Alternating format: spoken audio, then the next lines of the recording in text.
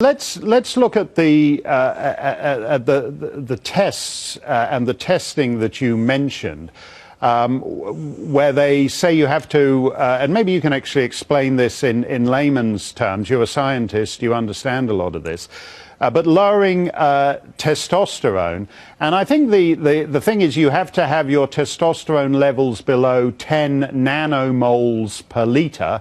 And if I think about it carefully enough, I can remember what a nanomole was from my school days, if one drops from the ceiling on my head. But 10 nanomoles per liter, as I understand it, something like 90% of female athletes, their testosterone levels are around 3 nanomoles per liter. So in other words, this upper limit is 3 times what would be typical in a female athlete.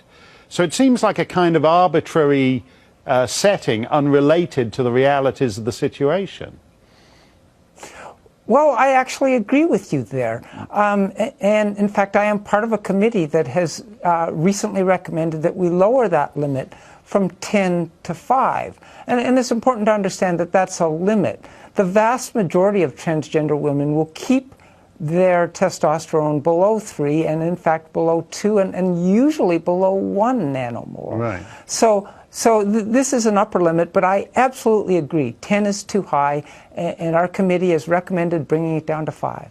You mentioned that it's not like a binary boy-girl thing. There was I think she was a South African athlete who competed in the Olympics and the Commonwealth Games a couple of years back, and her fellow female competitors were convinced that at a certain level she was transgendered, and in fact I think the authorities ended up actually testing her to find out whether she was transgendered because her levels were believed to be extraordinarily high.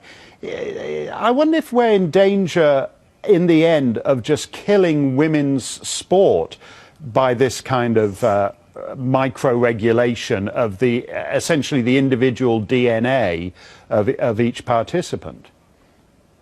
Well, first of all, the athlete in question, Caster Semenya, was almost undoubtedly intersex, which some people may not be familiar with that term, but hermaphrodite is a term that more people might be familiar with. But intersex people have a mix of male and female characteristics, right. And Semenya is almost undoubtedly intersex. So there are different issues than with transgender athletes, and it's important to separate the two.